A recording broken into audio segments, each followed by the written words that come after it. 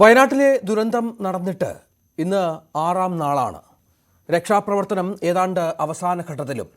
മരിച്ചവരുടെ എണ്ണം ഇതുവരെ കൃത്യമായി തിട്ടപ്പെടുത്താനായിട്ടില്ല. കേരളത്തെ വല്ലാതെ വിറങ്ങലിപ്പിച്ച ഈ ദുരന്തം നമുക്ക് ഒരുപാട് പാഠങ്ങൾ പകർന്നു നൽകുന്നുണ്ട്. പ്രകൃതി ദുരന്തങ്ങൾ ഒഴിവാക്കാനാകില്ലെന്നിരിക്കെ അതിൻ്റെ ആഘാതം കുറയ്ക്കാൻ, അത് ബാധിക്കുന്ന ജനത്തെ കരുതാൻ നമ്മുടെ സംവിധാനങ്ങൾ വല്ലാതെ പരാജയപ്പെടുന്നുണ്ടോ? ഒരു ദുരന്ത സമയം കഴിഞ്ഞ് മറ്റൊരു ദുരന്തമുണ്ടാകുന്നത് വരെ എന്തുകൊണ്ട് കേരളത്തിൻ്റെ സുരക്ഷിതത്വം ചർച്ചയാകുന്നില്ല? ദുരന്തങ്ങൾ നമ്മെ വിറങ്ങലിപ്പിക്കുമ്പോൾ ഭയാനകരമായ സാഹചര്യത്തിലൂടെയാണോ കേരളം കടന്നു പോകുന്നത്? അടയാളങ്ങൾ പോലും ഇല്ലാതെ ഒരു നാട് ഈ ഭൂമിയിൽ നിന്ന് തുടച്ചു നീക്കപ്പെട്ടപ്പോൾ, ജനവാസ മേഖലകൾ നിമിഷനേരം കൊണ്ട് ചെളിക്കൂനകളാക്കപ്പെടുമ്പോൾ കേരളം ഇനി കരുതേണ്ടതെന്ത്? പ്രൈം ഡിബേറ്റ് ചർച്ച ചെയ്യുന്നു.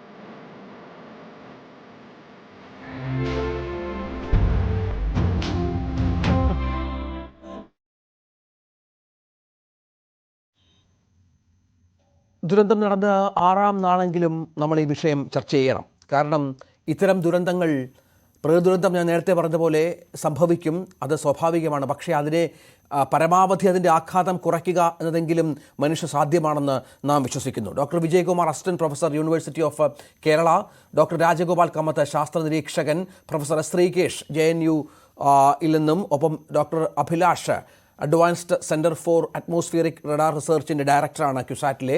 ആദ്യം അഭിലാഷിലേക്ക് തന്നെ. അഭിലാഷ്, ഈ 6-ാം നാൾ തൊട്ടെങ്കിലും നമ്മൾ ഈ ചർച്ച ആരംഭിക്കണമല്ലോ. കാരണം കേരളത്തിന് ഇനി ഇതുപോലെയുള്ള ദുരിതങ്ങൾ ഒഴിവാക്കാനാവില്ല എങ്കിൽ പോലും ദുരന്തങ്ങളുടെ ആഘാതം കുറയ്ക്കുക എന്നത് വളരെ പ്രധാനമായ ഒന്നാണ്. അതിനുള്ള ശ്രമങ്ങൾ നമ്മൾ ഇപ്പോഴേ തുടങ്ങണം, മുന്നറിയിപ്പുകൾ നൽകണം, ഇത്തരം മേഖലകളിൽ ജനവാസം കുറയ്ക്കണം. അങ്ങനെ ഒരുപാട് ചർച്ചകൾ ശാസ്ത്രലോകത്ത് നടക്കുന്നുണ്ടല്ലോ.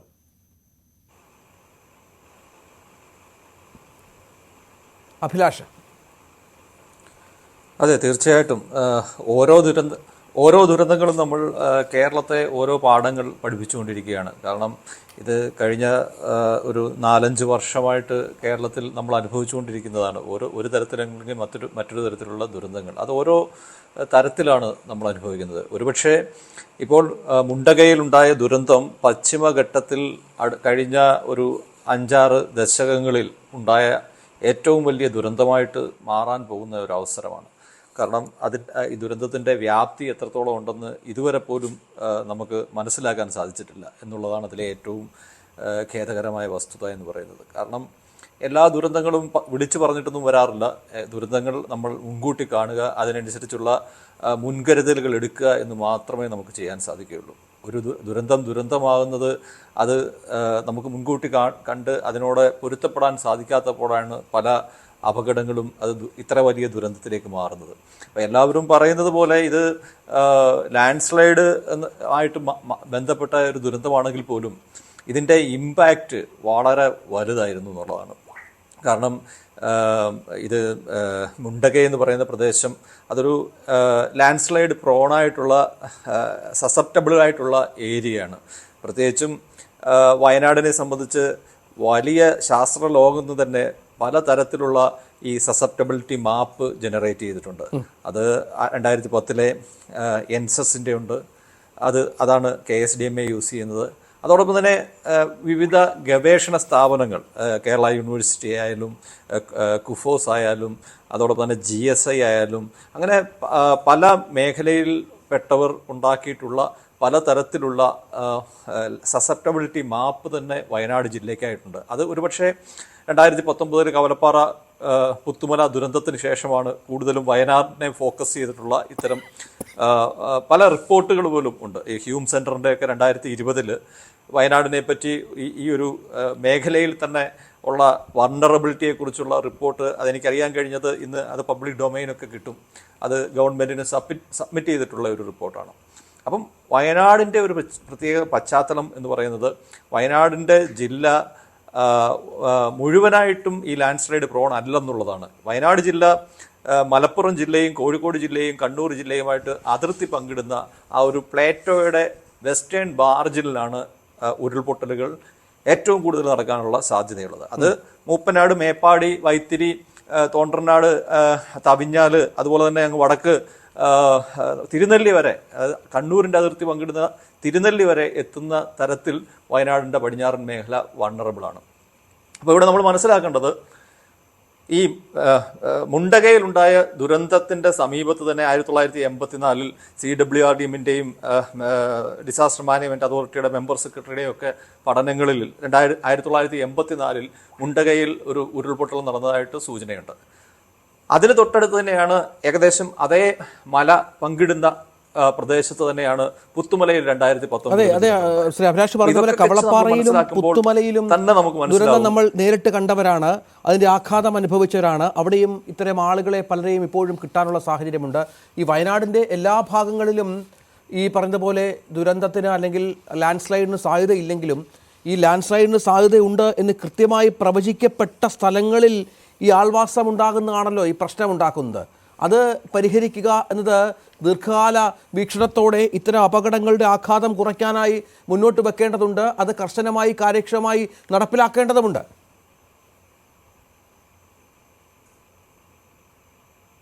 തീർച്ചയായിട്ടും അതാണ് ഞാൻ സൂചിപ്പിച്ചത്. വയനാടിൻ്റെ പടിഞ്ഞാറൻ മേഖല എടുത്തു കഴിഞ്ഞാൽ അവിടെ ഒരു 25 മുതൽ 35% ഏകദേശം ഒരു 40-50% ഹൈയും മീഡിയമായിട്ടുള്ള സസെപ്റ്റബിൾ ഏരിയയാണ്. ഈ ഒരു പർട്ടിക്കുലർ റീജിയൻ തന്നെ നമ്മളെടുത്ത് പരിശോധിച്ചു കഴിഞ്ഞാൽ ചാലിയാർ നദിയുടെ കപ്പാസിറ്റിയിൽ അല്ലെങ്കിൽ ക്യാരിയിങ് കപ്പാസിറ്റി, ചാലിയാർ നദിയുടെ വാട്ടർ പൊട്ടൻഷ്യലിൽ ഒരു 25% കോൺട്രിബ്യൂട്ട് ചെയ്യുന്ന 2 പഞ്ചായത്താണ് മൂപ്പനാട് പഞ്ചായത്തും മേപ്പാടി പഞ്ചായത്തും. ഈ മേപ്പാടി പഞ്ചായത്തിൽ നിന്ന് ഉത്ഭവിക്കുന്ന ആ ഒരു നദിയാണ് ഇരുവിഴിഞ്ഞി. അത് വന്നിട്ടാണ് രണ്ടായിട്ട് അവിടെ സ്പ്ലിറ്റായി പോകുന്നതുമൊക്കെ. അപ്പം ഇതൊരു ഹൈലി സസെപ്റ്റബിൾ ആയിട്ടുള്ള ഏരിയ ആണ്. അത് ലാൻഡ് സ്ലൈഡിനേക്കാളും ഉപരി ഫ്ലഡ് സംബന്ധിച്ച് നമ്മളവിടെ കൂടുതൽ കാരണം. കാരണം ഇതിൻ്റെ ഒരു ഹൈറ്റ് നമ്മൾ പരിശോധിച്ച് കഴിഞ്ഞാൽ ഈ ഒരു മേഖലയിലെ മാത്രം ആ ഒരു ടെറൈൻ്റെ ടോപ്പോഗ്രഫി അല്ലെങ്കിൽ ടെറൈൻ്റെ ഹൈറ്റ്, അതിൻ്റെ സ്ലോപ്പ് നമ്മൾ പരിശോധിച്ച് കഴിഞ്ഞാൽ നമുക്ക് മനസ്സിലാകുന്നത് ഏറ്റവും ഉയരം കൂടിയ ഭാഗം 1600-1650 വരും. ഏറ്റവും ഉയരം കുറഞ്ഞ ഈ വെള്ളച്ചാട്ടത്തിൻ്റെ അടുത്ത്, സൂചിപ്പാറ വെള്ളച്ചാട്ടത്തിൻ്റെ അടുത്ത് വരെയുള്ള ഒരു പ്രദേശവും ഇതും തമ്മിലുള്ള ഒരു ഡിഫറൻസ് നോക്കിക്കഴിഞ്ഞാൽ സ്റ്റീപ്പായിട്ടുള്ള ടെറൈനാണ്. ഒരു 400-500 മീറ്ററാണ് അവിടെ വരുന്നത്. അപ്പം അത്രയും സ്റ്റീപ്പായിട്ടുള്ള 1 കിലോമീറ്റർ നമ്മൾ സഞ്ചരിക്കുമ്പോൾ 300 മീറ്ററോളം ഹൈറ്റ് കുറയുന്ന തരത്തിലുള്ള സ്റ്റീപ്പായിട്ടുള്ള ഗ്രേഡിയൻ്റ് ഉള്ള സ്ഥലമാണ്. അപ്പോൾ അവിടെ സംഭവിക്കുന്നത് എന്താണ്? അവിടെ ഉരുൾപൊട്ടി ഡെബ്രീസ് ഫ്ലോ ഉണ്ടായി.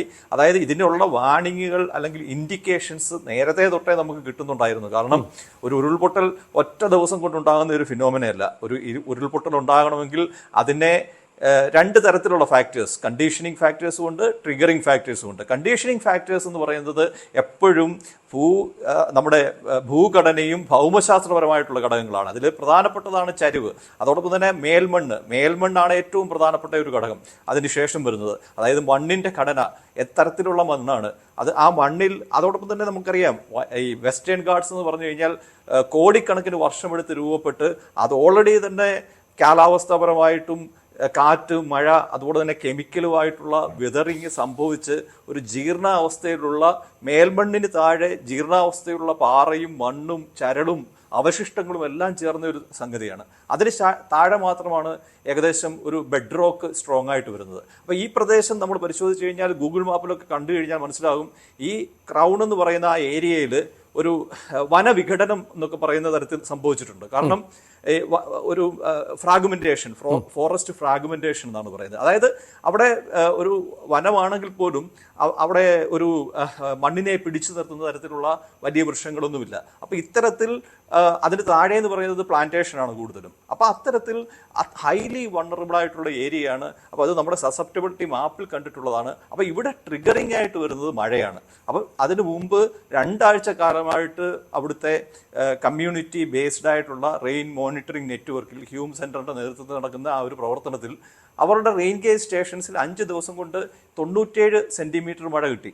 അതിൽ 42 മണിക്കൂർ കിട്ടിയത് 57 സെന്റിമീറ്ററും 24 മണിക്കൂർ കിട്ടിയത് 37 സെന്റിമീറ്ററുമാണ്. അപ്പോൾ ഇത്രയും മഴയെന്ന് പറയുന്നത് ആ മേൽമണ്ണിനെ ജലപൂരിതമാക്കി ഒരു പ്രഷർ, അതായത് ഈ മണ്ണിനിടയിലുള്ള സുഷിരത്തിലൂടെ വെള്ളം വന്ന് ചേർന്നിട്ടാണ് ഒരു വാട്ടർ പ്രഷർ ക്രിയേറ്റ് ചെയ്ത് ആ പോർ വാട്ടർ പ്രഷർ റിലീസ് ചെയ്യുമ്പോഴാണ് ഉരുൾപൊട്ടലായിട്ട് അല്ലെങ്കിൽ ഡെബ്രി ഫ്ലോ ആയിട്ട് വരുന്നത്. അപ്പോൾ ഇത് ഫ്ലോ വരുന്ന സമയത്ത് ഈ സ്റ്റീപ്പായിട്ടുള്ള ടെറേൻ ആയതുകൊണ്ട് അത് കൂടുതൽ വേഗത്തിൽ വരും. അതോടൊപ്പം തന്നെ ഇത് വരുന്ന പാതയിൽ പണ്ട് കാലത്തും ഈ പറഞ്ഞ പോലെ ഉരുൾപൊട്ടൽ ഉണ്ടായതുകൊണ്ട് അവിടെയും ഡിസ്റ്റർബായിട്ടായിരിക്കും ഇരിക്കുന്നത്. അതുകൊണ്ട് അതിൻ്റെ ചുറ്റുമുള്ള പാറയും മണ്ണും വീണ്ടും ഈ ഒരു ചാനലിലേക്ക് കൂടുതൽ എത്തപ്പെടും. അങ്ങനെ ആ ഫ്ലോയുടെ വെലോസിറ്റി കൂടി മാസ് കൂടിയിട്ടാണ് ഈ പറഞ്ഞ തരത്തിൽ ഡൗൺ സ്ട്രീമിൽ ഇത്രയും വലിയ ആഘാതം അത് ഉണ്ടാക്കിയിട്ടുള്ളത്.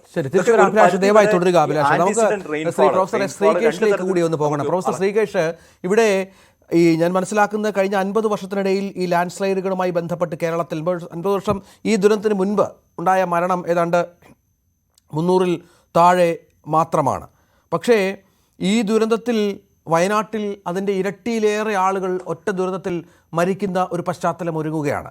അത് നമ്മളെ ഞെട്ടിപ്പിക്കുന്നു. പല മരണങ്ങളും ഇപ്പോഴും തിരിച്ചറിയാനായിട്ടില്ല. എത്ര പേർ ഇപ്പോഴും കണ്ടെത്താനായിട്ടില്ല എന്ന കാര്യത്തിലൊന്നും കൃത്യമായ കണക്കൊന്നുമില്ല. അത്രത്തോളം വല്ലാത്തൊരു ഗതികേടിലാണ് നമ്മുടെ സംസ്ഥാനം എന്നുകൂടി ചേർത്ത് വായിക്കണം. ഇവിടെ നമ്മുടെ മഴയുടെ സ്വഭാവം മാറുന്നു, ശ്രീ അഭിലാഷ് പറഞ്ഞതുപോലെ.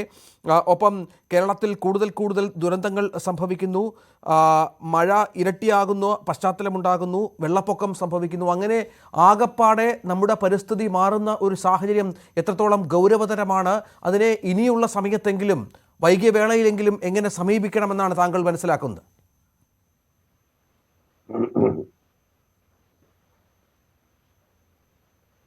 ശ്രീ ശ്രീകേഷ് സാർ ഒന്ന് അൺമ്യൂട്ട് ചെയ്യോ സർ? ഹലോ, പറയൂ സർ. ഇത് നമുക്ക് പ്രധാനമായിട്ടും കൺസിഡർ ചെയ്യേണ്ടത്, നമ്മുടെ നോക്കേണ്ടത് ഒന്ന് മഴയുടെ വ്യതിയാനങ്ങൾ, മഴയിൽ വരുന്ന വ്യതിയാനങ്ങൾ, അതിന്റെ ഇന്റൻസിറ്റി എങ്ങനെ വേരി ചെയ്യുന്നു, ഏതൊക്കെ മാസങ്ങളിലാണ് അതിന്റെ ഇന്റൻസിറ്റി കൂടുന്നത്. ഈ മഴ പെയ്യുന്നതിന് പല ഘടകങ്ങളുണ്ട്. അതിൽ ഒന്നാണ് വെള്ളത്തിന്റെ അന്തരീക്ഷത്തിൽ വരുന്ന വെള്ളത്തിന്റെ അളവ് അല്ലെങ്കിൽ ബാഷ്പത്തിന്റെ അളവ്. അതോടൊപ്പം ഇമ്പോർട്ടൻ്റ് ആണ് എയറോസോൾ, അന്തരീക്ഷത്തിൽ കോൺസെൻട്രേറ്റ് ചെയ്യുന്ന എയറോസോൾ. അത് കണ്ടൻസേഷൻ ന്യൂക്ലിയൈ ആയിട്ട് മഴയെ ത്വരിതപ്പെടുത്തുന്നു. നമ്മുടെ ഭൂമി കാലാവസ്ഥാ വ്യതിയാനം, എസ്പെഷ്യലി ഈ ടെമ്പറേച്ചർ ചേഞ്ച് കൊണ്ട്, ചൂട് കൂടുന്നത് കൊണ്ട് പെട്ടെന്ന് ചൂട് പിടിക്കുകയും അതോടൊപ്പം തന്നെ അതിനടുത്തുള്ള അന്തരീക്ഷം ചൂടാകുകയും ചെയ്യുന്നു. അപ്പൊ ഇതൊക്കെ ഈ കാരണങ്ങൾ കൊണ്ടെല്ലാം തന്നെ മഴയുടെ രീതി വ്യത്യാസപ്പെട്ടുകൊണ്ടിരിക്കുകയാണ്. കഴിഞ്ഞ 10-20 വർഷത്തെ രീതി എടുത്തു കഴിഞ്ഞാൽ റെയിൻഫോൾ ഇന്റൻസിറ്റി, അതായത് മഴയുടെ ഇന്റൻസിറ്റി കൂടിക്കൊണ്ടിരിക്കുകയാണ്. ഇത് പ്രധാനമായിട്ടും കൂടുന്നത് നമ്മുടെ മലയോര പ്രദേശങ്ങളിലാണ്. ഏകദേശം 1000-നും 1800 മീറ്ററിനും ഇടയ്ക്കുള്ള ചെങ്കുത്തായ ചരിവുകൾ ഇത് വളരെ വേഗത്തിൽ അല്ലെങ്കിൽ ഇതിന്റെ ഇന്റൻസിറ്റി കൂടാനുള്ള സാധ്യത വളരെ അധികമാണ്. കാരണം ഇവിടെയാണ് സ്ലോപ്പ് ചേഞ്ച് ചെയ്യുന്നതും. അതുകൊണ്ടാണ് ഈ കൺവെക്റ്റീവ്, അതായത് മുകളിലേക്ക് ഉയരുന്ന വായുവിന് അല്ലെങ്കിൽ ജലബാഷ്പമുള്ള അല്ലെങ്കിൽ വാട്ടർ വേപ്പറുള്ള വായു മുകളിലേക്ക് വരുന്നതും അത് പ്രസിപ്പിറ്റേറ്റ് ചെയ്യുന്നതിന് കാരണം ആകുന്നതും ഈ സ്ലോപ്പുകളുടെ പ്രത്യേക തരത്തിലുള്ള, അതായത് നമ്മുടെ അറേബ്യൻ സമുദ്രത്തിൽ വരുന്ന കാറ്റുകൾ കൺവെക്റ്റീവ് സിസ്റ്റത്തിൽ കൂടെ ഉയർത്തപ്പെടുകയും അത് ഇന്റൻസീവ് റെയിൻഫോളിന് കാരണമാവുകയും ചെയ്യുന്നു. എപ്പോഴും മോയ്സ്ചർ കൂടുതൽ വരുന്ന കാലഘട്ടത്തിൽ. മുന്നകാലം നമ്മുടെ കൺസ്ട്രക്റ്റീവ് ആക്ടിവിറ്റി കൂടുതൽ ഉള്ളത് കൊണ്ട്, അല്ലെങ്കിൽ ട്രാൻസ്പോർട്ടേഷനും അതുപോലുള്ള എക്കണോമിക് ആക്ടിവിറ്റീസും കൂടുന്നത് കൊണ്ട് അറ്റ്മോസ്ഫിയറിൽ കൂടുതൽ എയറോസോൾ വരികയും കണ്ടൻസേഷൻ ന്യൂക്ലിയർ പ്രൊവൈഡ് ചെയ്യുകയും പ്രസിപ്പിറ്റേഷൻ ഉണ്ടാകുകയും ചെയ്യുന്നു. അത് അന്തരീക്ഷത്തിൽ ഉണ്ടാകുന്ന വ്യതിയാനത്തിന്റെ പ്രധാനമായ ഒരു വ്യത്യാസമാണ്, അതായത് ടെമ്പറേച്ചർ ചേഞ്ചും പ്രസിപ്പിറ്റേഷൻ ഇന്റൻസിറ്റിയും. രണ്ടാമത് നോക്കേണ്ടത് നമ്മുടെ ലാൻഡ് കവർ എന്തായിരുന്നു, പണ്ട് എന്തായിരുന്നു, ഇപ്പോഴെന്താണ്, എവിടെയാണ് ആ ചേഞ്ച് വന്നത്. നമ്മുടെ ഒരു 60 വർഷം മുമ്പ് എടുക്കുകയാണെങ്കിൽ, 60 തൊട്ട് 70 വർഷം മുമ്പ് എടുക്കുകയാണെങ്കിൽ ഇത് ഈ പറയുന്ന പ്രദേശങ്ങളെല്ലാം നല്ല ഫോറസ്റ്റ് ആയിരുന്നു. 1960കളിൽ ഫാമിന്റെ ഭാഗമായിട്ട് India government grow more food programme പറഞ്ഞപ്പോഴും അല്ലെങ്കിൽ അനൗൺസ് ചെയ്തപ്പോഴും കേരളവും അത് അഡോപ്റ്റ് ചെയ്യുകയും കേരളത്തിലെ ഫോറസ്റ്റ് ഏരിയകൾ, especially low lying land even within the forest, എന്താണ് വനഭൂമിക്ക് അകത്തുള്ള കൃഷിയോഗ്യമായ, അതായത് നെല്ലും മറ്റും കൃഷി ചെയ്യാനുള്ള യോഗ്യമായ സ്ഥലം കർഷകർക്ക് അല്ലെങ്കിൽ അവിടെ ചെന്നവർക്ക് 5 ഏക്കർ കണക്കിന് പതിച്ചു കൊടുക്കുകയായിരുന്നു. അത് എന്താണ് മൂവ്മെന്റ് അല്ലെങ്കിൽ migration from the low lying area to hill area happened. എല്ലാ ഇടുക്കിയും അല്ലെങ്കിൽ പത്തനംതിട്ട, ഇടുക്കി, വയനാട് പോലുള്ള ഹൈ ആൾട്ടിറ്റ്യൂഡ് പ്രദേശങ്ങളിൽ അത് വ്യാപകമായിട്ട് സംഭവിച്ചു. ഇത് ഡീഫോറസ്റ്റേഷനെ ആഗ്മെന്റ് ചെയ്തു. നിങ്ങൾക്ക് ഇപ്പൊ നമ്മുടെ ഇപ്പൊ ലാൻഡ് യൂസ് മാപ്പോ അല്ലെങ്കിൽ ഈവൻ മറ്റ് അവൈലബിൾ ആയിട്ടുള്ള ഫോറസ്റ്റ് കവർ ഇൻഫർമേഷൻ നോക്കിയാലും മനസ്സിലാക്കാൻ പറ്റും. അതൊരു പ്രധാന കാര്യമാണ്. പിന്നെ അടിക്കാട് നശിക്കപ്പെടുന്നു. നമ്മുടെ ഫോറസ്റ്റിനോട് അടുത്ത് താമസിക്കുന്നവരുടെ എണ്ണം വളരെയധികം കൂടുകയും ഫോറസ്റ്റ് ഡീഫ്രാഗ്മെന്റ് ചെയ്യുക, അതായത് തുണ്ട് ഫോറസ്റ്റുകളായിട്ട് മാറുകയും ചെയ്തു. വനഭൂമി തുണ്ടുവൽക്കരിക്കപ്പെട്ടു. അത് ഫോറസ്റ്റിലേക്ക് കിടന്നു കയറാനുള്ള അല്ലെങ്കിൽ അടിക്കാട് നശിപ്പിക്കാനുള്ള കാരണമാവുകയും ചെയ്യുന്നു. അപ്പോൾ സോയിൽ ബൈൻഡിങ് ഫാക്ടേഴ്സ് കുറഞ്ഞു. കനോപ്പി നിലനിൽക്കെ തന്നെ അണ്ടർഗ്രൗണ്ട് ഗ്രോത്ത് അല്ലെങ്കിൽ അണ്ടർഗ്രൗണ്ട് ക്ലിയർ ആക്കുന്നത് കൊണ്ടും അതിനോടനുബന്ധിച്ചുള്ള കാരണങ്ങൾ കൊണ്ടും അവിടുത്തെ അണ്ടർഗ്രോത്ത് കുറയുകയും ഭൂമിയിലേക്ക് പെട്ടെന്ന് താഴുന്ന വെള്ളത്തിന്റെ അംശം കൂടുകയും ചെയ്തു. അങ്ങനെ വരുമ്പോൾ ജലത്തിന്റെ ലഭ്യത, സോയിലിന്റെ സർഫസും സബ്സർഫേസുള്ള ജലത്തിന്റെ ലഭ്യത കൂടുകയും അത് സ്ലോപ്പ് കാരണം താഴോട്ട് നീങ്ങാതെ സർഫസിന് പാരലായിട്ട് മൂവ് ചെയ്യുന്നതാണ് ഈ ലാൻഡ് സ്ലൈഡ് പോലുള്ള സംഭവങ്ങൾക്ക് പ്രധാനമായിട്ടും കാരണമാകുന്നത്. അതുകൊണ്ട് തന്നെ നമുക്ക് നമ്മുടെ കഴിഞ്ഞ 30 വർഷം, പ്രധാനമായിട്ടും കഴിഞ്ഞ 30-40 വർഷങ്ങളിൽ ഈ മുണ്ടക്കയുടെ കാര്യം എടുക്കുകയാണെങ്കിൽ 1984 ഇവിടെ ലാൻഡ് സ്ലൈഡ് ഉണ്ടായ സ്ഥലമാണ്. ഏകദേശം 21 ഏക്കറോളം ലാൻഡ് ഇവിടെ നഷ്ടമായ സ്ഥലമാണ്. അത് അന്ന് ലാൻഡ് സ്ലൈഡ് ഉണ്ടായത് ഏകദേശം 1200 മീറ്റർ ഹൈറ്റിലാണെങ്കിൽ ഇപ്പോഴുണ്ടായത് ഏകദേശം 1500-1550 മീറ്റർ ഉയരത്തിലാണ്. അതായത് നമുക്ക് ഇതിൽ തന്നെ മനസ്സിലാവുന്നു നമ്മുടെ ലാൻഡ് സ്ലൈഡ് ഉണ്ടാകുന്ന ആൾട്ടിറ്റ്യൂഡും ഉയർന്നുകൊണ്ടിരിക്കുകയാണ്. അതും ഒരു പ്രധാനമായിട്ട് നമ്മൾ മനസ്സിലാക്കേണ്ട ഒരു കാര്യമാണ്. ഡോക്ടർ വിജയകുമാർ, ഇവിടെ ചർച്ച ചെയ്യപ്പെടേണ്ടതായ ഒരുപാട് കാര്യങ്ങളുണ്ട്. ഇത്തരം ഈ വിഷയം നമുക്കറിയാം, ഇപ്പോഴും ഈ ദുരന്ത സാധ്യതാ മേഖലകളിൽ ജീവിക്കുന്ന നിരവധി മനുഷ്യരുണ്ട് നമ്മുടെ നാട്ടിൽ. ഇനി ഈ പറഞ്ഞതുപോലെ അത്തരം ദുരന്തങ്ങൾ ആവർത്തിക്കില്ല എന്ന് നമുക്ക് ഉറപ്പ് പറയാനും ആവില്ല, ഈ ദുരന്തത്തിൻ്റെയൊക്കെ പശ്ചാത്തലം വെച്ച് നോക്കിക്കഴിഞ്ഞാൽ. അപ്പോൾ അത്തരം ആളുകൾക്ക് കരുതലാവണം. അത്തരം സ്ഥലങ്ങളിൽ കർശനമായ നടപടികൾ, അതിപ്പോൾ എന്ത് വ്യത്യാസവും മറന്ന്, രാഷ്ട്രീയ വ്യത്യാസമായാലും ഈ പറഞ്ഞ പോലെ സമ്മർദ്ദങ്ങളായാലും ഒക്കെ മറികടന്ന് അവർ രക്ഷിക്കുക. ഒപ്പം സ്വയമായി ഒരു അവബോധം ഉണ്ടാവുക, ഇത്തരം മേഖലകളിലെ ജീവിതം എത്രത്തോളം സുരക്ഷിതമാണ് എന്ന കാര്യത്തിൽ അതിനുള്ള കൃത്യമായ മാർഗനിർദ്ദേശങ്ങൾ നൽകുക. അങ്ങനെ ഒരുപാട് കാര്യങ്ങൾ ചെയ്യേണ്ടതുണ്ടല്ലോ ഇനിയും നമ്മൾ ഇത്തരം കാഴ്ചകൾ കാണാതിരിക്കാൻ. തീർച്ചയായിട്ടും ഇത്തരം കാര്യങ്ങളിൽ നമ്മളൊരു കാര്യം മനസ്സിലാക്കേണ്ടത്, ഈ മിക്കവാറും ഈ മലയോര പ്രദേശങ്ങളിലും തീരപ്രദേശങ്ങളിലും ഒക്കെ കുടിയേറി പാർക്കാൻ നിർബന്ധിതരായിട്ടുള്ള ആളുകൾ, സാധാരണ ജനങ്ങളെ കുറിച്ചാണ് ഞാൻ പറയുന്നത്. അത്തരം ആളുകൾ ജീവനോപാധിക്ക് വേണ്ടിയിട്ട് ആ ഭൂമിയെ ആശ്രയിക്കാൻ നിർബന്ധിതരായവരാണ്. നമ്മളുടെ നാട്ടിലെ ജനസംഖ്യ അത്ര അധികമായതുകൊണ്ടും ആളുകൾക്ക് തൊഴിലില്ലായ്മ രൂക്ഷമായതുകൊണ്ടും ഒരു കാലഘട്ടത്ത് ഈ പറയുന്ന ഭക്ഷ്യ സുരക്ഷ പോലും ഉണ്ടായിരുന്നില്ലാത്തൊരു കാലത്ത് വേറെ ഗത്യന്തരമില്ലാതെ അത്തരം പ്രദേശങ്ങളിൽ മാറി താമസിക്കാൻ നിർബന്ധിതരായിട്ടുള്ള ജനവിഭാഗമാണ് അവിടെ ഉള്ളത്. അവർ കൃഷിയും മറ്റ് കന്നുകാലി വളർത്തലും മറ്റു കാര്യങ്ങളുമായിട്ട് ജീവിക്കുന്ന ഒരു വിഭാഗമാണ് ബഹുഭൂരിപക്ഷവും. അപൂർവം ചിലർ തീർച്ചയായിട്ടും പ്ലാന്റേഷൻ ക്രോപ്സിലേക്ക് മാറുകയും ചിലരെങ്കിലും മുതലാളിമാരാവുകയും ഒക്കെ ചെയ്തിട്ടുള്ള സാഹചര്യം ഉണ്ടായിരിക്കാം. പക്ഷെ പൊതുവിൽ നമ്മൾ മെജോറിറ്റിയെ എടുക്കുകയാണെങ്കിൽ അവർ ഒരുപാട് ഭൂസ്വത്തിന് ഉടമകളൊന്നുമല്ല. ചെറിയ ചെറിയ കഷ്ണങ്ങളായിട്ടുള്ള ഭൂമിയിൽ ചെറിയ രീതിയിലുള്ള കൃഷിയൊക്കെ ചെയ്ത് ജീവിക്കുന്ന ആളുകളാണ്. ഇതിനകത്ത് എപ്പോഴും ഈ ദുരന്തത്തെ കുറിച്ച് സംസാരിക്കുമ്പോൾ നമ്മൾ മനസ്സിലാക്കേണ്ട ഒരു കാര്യം, രാഷ്ട്രീയമല്ല ഞാൻ സംസാരിക്കാൻ ഉദ്ദേശിക്കുന്നത്, അക്കാദമിക് ആയിട്ടുള്ള കാര്യം മാത്രമാണ്. പക്ഷെ എങ്കിൽ പോലും ഇതിനകത്ത് ഒരു ഭീതിജനകമായിട്ടുള്ള ഒരു സാഹചര്യമുണ്ട്. കാരണം ഇത്തരം അപകടങ്ങളെ കുറിച്ച് നമ്മൾ സംസാരിക്കാൻ തുടങ്ങുമ്പോൾ തന്നെ എക്സ്ട്രീം ആയിട്ടുള്ള അങ്ങേ അറ്റത്തെ ഉള്ള ചിന്താഗതികളിലേക്ക് ആളുകൾ തള്ളിവിടപ്പെടുന്ന ഒരു സാഹചര്യമുണ്ട്. സുരക്ഷയെ കുറിച്ച് സംസാരിക്കുമ്പോൾ അവിടുത്തെ ആളുകളുടെ നിസ്സഹായാവസ്ഥയും കൂടി നമ്മൾ മനസ്സിലാക്കണം. അത്തരം ആളുകളൊക്കെ പുനരധിവാസം എന്നോ അല്ലെങ്കിൽ സേഫ് ആയിട്ടുള്ള പ്രദേശങ്ങളിൽ താമസിക്കാനുള്ള അവസരം ഒരുക്കുക എന്നോ നമ്മൾ പറയുമ്പോൾ ഒരു കാരണവശാലും അത്തരം ആളുകളെ അവിടുന്ന് കുടിയിറക്കാൻ വേണ്ടിയോ അല്ലെങ്കിൽ അത്തരം ആളുകൾ വീട് വെക്കുന്നത് തടയാൻ വേണ്ടിയോ അങ്ങനെയൊന്നുമല്ല. പക്ഷെ നിർബന്ധമായിട്ട് നമ്മൾ പാലിക്കേണ്ട ചില കാര്യങ്ങളുണ്ട്. ഇതാരും ആരുടെയും മേലെ അടിച്ചേൽപ്പിക്കേണ്ടതല്ല. എനിക്ക് തോന്നുന്നത് ജനങ്ങൾക്ക് സ്വയം ആ അവബോധം ഉണ്ടാകാൻ വേണ്ടി എന്ത് ചെയ്യാൻ പറ്റുമെന്നത് ശാസ്ത്രീയമായി പരിശോധിക്കേണ്ടിയിരിക്കുന്നു. എല്ലാ ജനങ്ങളെയും വിശ്വാസത്തിലെടുത്തുകൊണ്ടും അത്തരം ആളുകൾക്ക് കൃത്യമായിട്ട് ഓരോ ആളുകളും താമസിക്കുന്ന പ്രദേശത്തിന്റെ ദുരന്ത സാധ്യതകളെ മനസ്സിലാക്കി കൊടുത്തുകൊണ്ടും നമ്മളൊരു ശാസ്ത്രീയമായ രീതിയിലുള്ള ജനങ്ങളിലെ പങ്കാളിത്തം ഉറപ്പുവരുത്തിക്കൊണ്ടും അവരെ കൂടി പങ്കെടുപ്പിച്ചുകൊണ്ട് ഉള്ള ഒരു ഓഡിറ്റിംഗ്, അല്ലെങ്കിൽ ഓരോ പ്രദേശത്തിന്റെയും ദുരന്ത സാധ്യതാ മാപ്പ് തയ്യാറാക്കുക. അത് വാർഡ് തലത്തിലോ അല്ലെങ്കിൽ അതിനേക്കാൾ ചുരുങ്ങിയ പ്രാദേശികമായ തലത്തിൽ നടപ്പാക്കുകയും അത്തരം പ്രദേശങ്ങളിൽ അപകട സാധ്യത ഉണ്ടാകുമ്പോൾ അല്ലെങ്കിൽ എന്തെങ്കിലും തരത്തിലുള്ള, അതിപ്പം ഞാൻ പറയുന്നത് ഉരുൾപൊട്ടൽ മാത്രമല്ല, മറ്റ് പലതരത്തിലുള്ള, മിക്കവാറും ഇപ്പോൾ വയനാട് പിടിച്ച് പല വർഷങ്ങളിലും നമുക്ക് മറ്റേ വരൾച്ചയുടെ അക്കോളം എത്തുന്ന സാഹചര്യമുണ്ട്.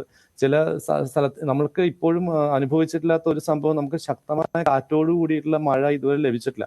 കാരണം കേരള തീരത്ത് നമുക്ക് സൈക്ലോൺ മുതലായിട്ടുള്ള സംഭവങ്ങളില്ല. ന്യൂനമർദ്ദങ്ങളിൽ തന്നെ കാറ്റ് ശക്തിയാവുമ്പോഴേക്കും ഒന്നുകിൽ ന്യൂനമർദ്ദങ്ങൾ കേരള തീരത്ത് നിന്ന് അകന്നു മാറുകയോ അല്ലെങ്കിൽ ന്യൂനമർദ്ദങ്ങൾ ശക്തി കുറഞ്ഞ് ഇത് ചെയ്യുന്ന ഒരു സാഹചര്യമുണ്ട്. നമുക്ക് ഒരു തീവ്ര ന്യൂനമർദ്ദം ശക്തമായ കേരള തീരത്ത് നിലനിൽക്കുന്ന സമയം കാറ്റും മഴയും ഒരുമിച്ച് വരുന്ന സാഹചര്യം ഒന്നും ഇതുവരെ അനുഭവിക്കേണ്ടി വന്നിട്ടില്ല. അങ്ങനെ അനുഭവിക്കേണ്ടി വന്നു കഴിഞ്ഞാൽ നമ്മൾ വളരെയധികം ഭയപ്പെടുത്തുന്ന ഒരു ചിന്തയാണ് എനിക്ക് വരുത്തുന്നത്.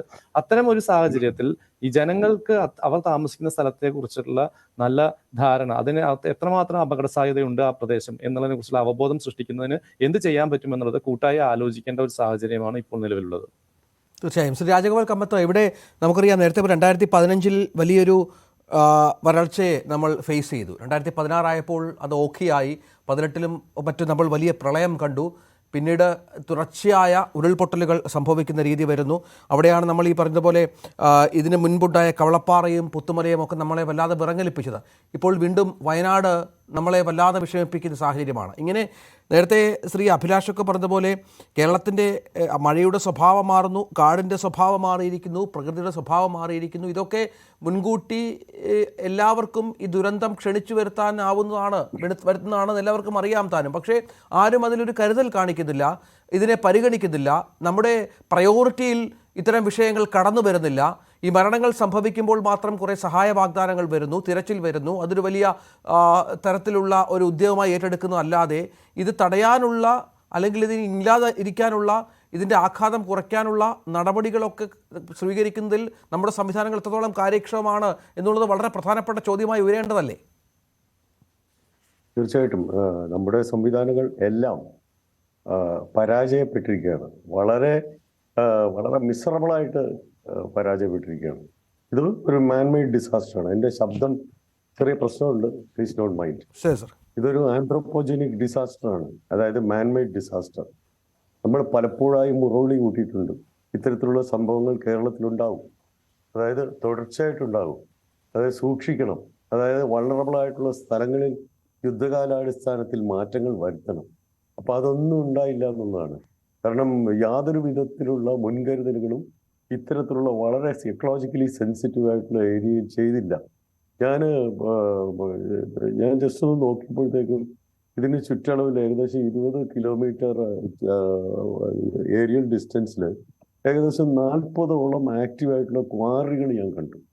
പിന്നീട് എന്ന് പറയുന്നത് ഈ മലയുടെ ഉച്ചിയിൽ മുതൽ ആ സ്ലോപ്പുകളിലെല്ലാം പലതരം റിസോർട്ടുകൾ പണി കഴിപ്പിച്ചിട്ടുണ്ട്. പിന്നെ പല മേഖലകളിലും വനനശീകരണം വ്യാപകമായിട്ട് നടന്നിട്ടുണ്ട്. പ്ലാന്റേഷനുകൾ, കോർപ്പറേറ്റ് പ്ലാന്റേഷനുകളുടെ മറവിൽ ധാരാളം കൈകടത്തലുകൾ ആ ഭൂപ്രകൃതിയിൽ വരുത്തിയിട്ടുണ്ട്. പിന്നെ ബഹുനില കെട്ടിടങ്ങൾ, അവിടെ ഇത്രയും വളരെ സെൻസിറ്റീവ് ആയിട്ടുള്ള ഏരിയയിൽ ബഹുനില കെട്ടിടങ്ങളാണ് പണിതിരിക്കുന്നത്. അതെല്ലാം നാമാവശേഷമായി. ഇപ്പോൾ ഈ മലവെള്ളം പാറയൊക്കെ ഒഴിച്ചു വന്നപ്പോൾ അതെല്ലാം നാമാവശേഷമായി ശരിക്കും. അപ്പോൾ ഇത്തരത്തിലുള്ള കൺസ്ട്രക്ഷൻസും ഇത്തരത്തിലുള്ള കൈകടത്തലുകളും എങ്ങനെയാണ് ഉണ്ടാകുന്നത്? ആരാണ് ഇതിന് ഉത്തരവാദി? ഇതെല്ലാം നിയന്ത്രിക്കാൻ ഏൽപ്പിച്ചിട്ടുള്ള ആളുകളാണ് ഇതിന് ഉത്തരവാദി. ഒരുതരം മാഫിയ പോലെയുള്ള പ്രവർത്തനമാണ് ഇവിടെ നടക്കുന്നത്. അതായത് മനുഷ്യനെതിരെയാണ് ഇത് പ്രവർത്തിക്കുന്നത്. ഇപ്പം ഞാൻ കാണുന്നത് അവിടെയുള്ള വയനാടിൽ നിന്നും മരങ്ങൾ മുറിച്ച് വിറ്റ നമുക്കറിയാവുന്ന ചില ടീമുകൾ ദുരിതാശ്വാസത്തിന് പൈസ കൊടുക്കുന്നതായിട്ട് പടം പ്രചരിപ്പിക്കുകയാണ്. അപ്പൊ അത്തരത്തിലുള്ള സ്ഥലമാണ് കേരളം. അതായത് ഇതിനൊരു അന്ത്യം വരാതെ നമുക്ക് ഇത്തരത്തിലുള്ള ആഘാതങ്ങൾ ഇനിയും ഉണ്ടാവും. ഇനിയും ഇത്തരത്തിലുള്ള ആഘാതങ്ങൾ ഉണ്ടാവും. പുത്തുമലയിൽ കഴിഞ്ഞ 5 വർഷം മുമ്പ് ഉണ്ടായതല്ലേ, ഇപ്പൊ ഇതാ തൊട്ടടുത്താണ് ഉണ്ടായിരിക്കുന്നത്. പലയിടങ്ങളിലും ഉരുൾ പൊട്ടിയിട്ടുണ്ട്. നോക്കിക്കോളൂ, ആ മലയുടെ താഴെയാണ് പറക്കുന്നത്. അതുപോലെ തന്നെ ഇവിടുന്ന് 4 കിലോമീറ്റർ ദൂരത്തിന് വലിയ കിടങ്ങാണ് കുഴിച്ചു വെച്ചിരിക്കുന്നത്. ഒരു വീടിന്റെ പിറകില് ഡിസ്ഗൈസില് ആരും അറിയാതെ വളരെ വലിയൊരു ക്വാറി ഒരു 4 കിലോമീറ്റർ ദൂരത്തിന്. ഇത് ഹൽവ മുറിക്കുന്ന പോലെ അല്ലല്ലോ പാറ മുറിക്കുന്നത്. പൊട്ടിക്കണം, ഡൈനമിറ്റ് വെച്ച് പൊട്ടിച്ചെങ്കിലേ പാറ പൊട്ടത്തുള്ളൂ. ഓരോ പൊട്ടിക്കലും ആ ഫ്രജൈലായിട്ടുള്ള വെസ്റ്റേൺ ഗാർഡിന്റെ ആ ഭാഗത്തെ ദുർബലമാക്കിക്കൊണ്ടിരിക്കുകയാണ്. കാരണം അവിടെ ഫിഷേഴ്സ് ഉണ്ടാവും. ഈ പാറ എന്ന് പറയുന്നത് അത്ര വലിയ കട്ടിയുള്ള സാധനമൊന്നുമല്ല, അത് പൊടിഞ്ഞെങ്കിൽ പോരും. അതുപോലെ മണ്ണെന്ന് പറയുന്നത് തന്നെ താഴോട്ട് മണ്ണല്ല, അതിനൊക്കെ ഒരു ലിമിറ്റ് ഉണ്ട്. വെള്ളം വരുമ്പോൾ അത് താങ്ങാനാകാതെ ആ പാറയും കൊണ്ട് പാറയുടെ ഉള്ളിലേക്ക് വെള്ളം ഇറങ്ങും. താങ്ങാനാകാതെ വരുമ്പോൾ എല്ലാം കൂടി ഇങ്ങനെ താഴേക്ക് വരും. അതാണ് ഇവിടെ സംഭവിച്ചിരിക്കുന്നത്. അതിനിയും ഉണ്ടാവും. ഇവ എഴുതി വെച്ചോളൂ, ഇനിയും ഉണ്ടാകും. കാരണം ഇനിയും പൊട്ടൻഷ്യൽ ഉണ്ട് മഴയ്ക്ക്. എക്സ്ട്രീം റെയിൻഫോൾ ഇവന്റ്സ് കൂടുതലായിട്ട് വന്നുകൊണ്ടിരിക്കും. കാരണം മനുഷ്യൻ പ്രകൃതിയിലേക്ക് കൈകടത്തി അതിന്റെ ഇമ്പാക്ട് കൂടിക്കൊണ്ടിരിക്കും. ഒരു കാര്യം എനിക്ക് ഇവിടെ പറയാനുള്ളത്, ഇപ്പോ നമ്മളിപ്പോ പല ആവർത്തി പലരോടും എന്നെ ചോദിച്ചു എന്തുകൊണ്ടാണ് ഈ എക്സ്ട്രീം റെയിൻഫോൾ സ്പെസിഫിക് പ്ലേസസിൽ ഉണ്ടാകുന്നത്. അതിനൊരു കാരണം എന്ന് പറയുന്നത് ഡേർട്ടി ക്ലൗഡ്സ് ആണ്. ഡേർട്ടി ക്ലൗഡ്സ്, മലിനമായ മേഘങ്ങൾ. എങ്ങനെയാണ് ഈ മേഘങ്ങൾ മലിനമാകുന്നത്? നമ്മുടെ അന്തരീക്ഷത്തിലേക്ക് കടത്തിവിടുന്ന മാലിന്യങ്ങളാണ്. ഈ കഴിഞ്ഞ 10 വർഷം കൊണ്ട് വളരെയധികം ഇരട്ടിയിലധികം മാലിന്യമാണ് നമ്മൾ അന്തരീക്ഷത്തിലേക്ക് എത്തിച്ചുകൊണ്ടിരിക്കുന്നത് ദിനം പ്രതി. വയനാട് തന്നെ ആയിരുന്നാലും അവിടെ ധാരാളം വാഹനങ്ങൾ ഇത്തരത്തിലുള്ള ധൂളീകണങ്ങളെ അന്തരീക്ഷത്തിലേക്ക് എത്തിക്കുന്നുണ്ട്. അത് മാത്രമല്ല ധാരാളം കൺസ്ട്രക്ഷൻ ആക്ടിവിറ്റീസ് നടക്കുന്നുണ്ട്. പിന്നെ അപ്പുറത്ത്, അതായത് അവിടെ നിന്നും കോഴിക്കോട് വരെ നീണ്ടു കിടക്കുന്ന പ്രദേശത്ത് നിന്നുള്ള ധൂളി ഇങ്ങോട്ടേക്ക് വൈകുന്നേരത്തോടെ കാറ്റിൽ അടിച്ചു കയറുന്നത് ഈ ഭാഗത്തേക്കാണ്. പിന്നെ ഇൻഡസ്ട്രീസിൽ നിന്നുള്ള പാർട്ടിക്കുലേറ്റ് മാറ്റർ ഏകദേശം 5-6 ദിവസം അന്തരീക്ഷത്തിൽ നിലനിൽക്കും. ഇത് ക്ലൗഡ് കണ്ടൻസേഷൻ ന്യൂക്ലിയൈ. സാധാരണ ഒരു നല്ല ഏരിയ ആണെങ്കിൽ അവിടെ 1 ക്യൂബിക് സെന്റിമീറ്ററിൽ 100 ക്ലൗഡ് കണ്ടൻസേഷൻ ന്യൂക്ലിയൈ ഉണ്ടാകുകയാണെങ്കിൽ മലിനമായ ഇടത്ത് 1000 കണ്ടൻസേഷൻ ന്യൂക്ലിയൈ വരെ ഉണ്ടാകും 1 ക്യൂബിക് സെന്റിമീറ്ററിൽ. അങ്ങനെ വരുമ്പോൾ വലിയ വലിയ മഴത്തുള്ളികളായിട്ടാണ് ഒരു നിശ്ചിത ഇടത്ത് പെയ്യുന്നത്. അവിടെ ഉണ്ടാകുന്നത് ടവറിംഗ് ആയിട്ടുള്ള ക്ലൗഡ്സ് ആണ്. ടവറിംഗ് ക്ലൗഡ്സിൽ നിന്നാണ് ഈ രീതിയിലുള്ള പെയ്യുന്നത്. കാരണം അവിടെ പ്രത്യേകിച്ച് ഉയരം കൂടുതലുള്ള പ്രദേശമാണ്. ആ ഉയരം കൂടുതലുള്ള പ്രദേശങ്ങളിലേക്കാണ് ഈ ഓറോഗ്രാഫിക് ലിഫ്റ്റ് വഴി ഈ പൊടിയും ജലബാഷ്പവും എല്ലാം കൂടെ കയറിയും പോകുന്നത്. ജലബാഷ്പം കൂടാൻ കാരണം ഇപ്പോഴത്തെ ഈ സോളാർ മാക്സിമം കൊണ്ടുള്ള കടലിന്റെ താപനമാണ്. ഇന്ത്യൻ ഓഷൻ 34 ഡിഗ്രി വരെ, ഞാൻ അന്തം വിട്ട് നോക്കിക്കൊണ്ടിരിക്കുകയാണ്, 34 ഡിഗ്രി വരെ ഇന്ത്യൻ ഓഷന്റെ ഭാഗങ്ങൾ ചൂട് കൂടിയിട്ടുണ്ട്. അറബിക്കടലിന്റെ ഭാഗം 31-32 ഡിഗ്രി വരെ കൂടിയിട്ടുണ്ട്. അതനുസരിച്ച് അന്തരീക്ഷത്തിലേക്ക് ഈർപ്പം കൂടും. അത് പതിയെ കാറ്റിലിങ്ങനെ പോകുന്നതാണ് ഇതിന് കാരണം. നേരത്തെ കോസ്റ്റൽ സിറ്റീസിൽ മഴയുണ്ട്. ഇപ്പൊ കളമശ്ശേരിയിലും മറ്റു സ്ഥലങ്ങളിലും ആലപ്പുഴയും തിരുവനന്തപുരത്തും ഉണ്ടായാലും അവിടെ ഹൈ എലിവേറ്റഡ് ഏരിയാസിലാണ് ഉണ്ടായിരിക്കുന്നത്. കാരണം അവിടെ ഈ മാലിന്യവും ജലബാഷ്പവും ഒരുമിച്ച് കയറി അവിടെ ഒരു ടവറിംഗ് മേഘം ഉണ്ടായ അങ്ങനെയാണ് അവിടെ വലിയ മഴയുണ്ടാകും.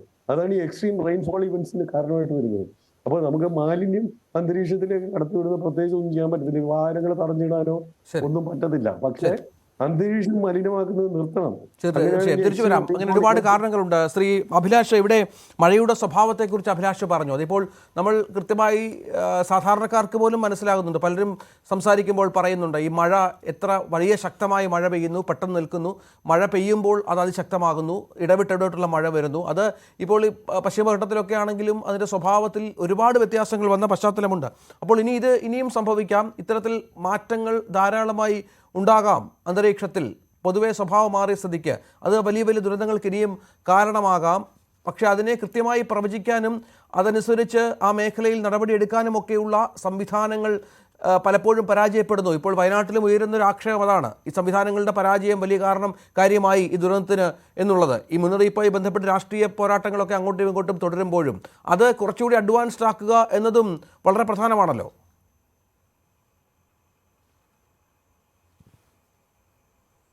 അല്ല, ഇവിടെ സംഭവിച്ച കേരളത്തിലല്ല എവിടെയായാലും ഒരു കാലാവസ്ഥാപരമായിട്ടുള്ള ദുരന്തങ്ങൾ, പ്രത്യേകിച്ച് ദുരന്തങ്ങൾ സംഭവിക്കുമ്പോൾ, പ്രത്യേകിച്ച് പശ്ചിമഘട്ടത്തിലെ ലാൻഡ് സ്ലൈഡിൻ്റെ ഹിസ്റ്ററി നമ്മൾ പരിശോധിച്ച് കഴിഞ്ഞാൽ 99% പശ്ചിമഘട്ടത്തിലെ ലാൻഡ് സ്ലൈഡ് ഉണ്ടായിട്ടുള്ളത് മഴ കൊണ്ടുണ്ടാണ്.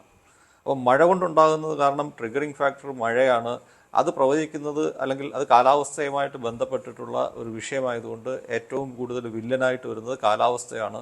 അപ്പം ഈ മഴ പ്രവചിക്കുന്നവരും അതിൽ വില്ലന്മാരായിട്ട് വരും. പക്ഷേ ഇവിടെ ഒരു പ്രവചനത്തിൻ്റെ അഭാവം കൊണ്ടോ മറ്റും കൊണ്ടോ അല്ല ഇത്രയും വലിയ ഇമ്പാക്റ്റ് അല്ലെങ്കിൽ ഡിസാസ്റ്റർ ഇത്രയും വലിയ ആ ഒരു സ്കെയിലിൽ ഉണ്ടാകാൻ കാരണം. ഈവൻ പ്രവചനം ഉണ്ടായിരുന്നതിൽ പോലും ഞാൻ അതാണ് മുമ്പേ സൂചിപ്പിച്ചത്, 2019 ശേഷം കവലപ്പാറ പുത്തുമലയിൽ ഈ പറഞ്ഞ ഇവിടെ എല്ലാവരും സൂചിപ്പിച്ച കാര്യങ്ങളൊക്കെ തന്നെയാണ് പറയാനുള്ളത്. കാരണം സൗത്ത് ഈസ്റ്റ് അറേബ്യൻ സീയിലെ മേഘരൂപീകരണം അല്ലെങ്കിൽ മേഘങ്ങളുടെ ഘടന മാറുന്നുണ്ട്, നന്നായിട്ട് മാറുന്നുണ്ട്.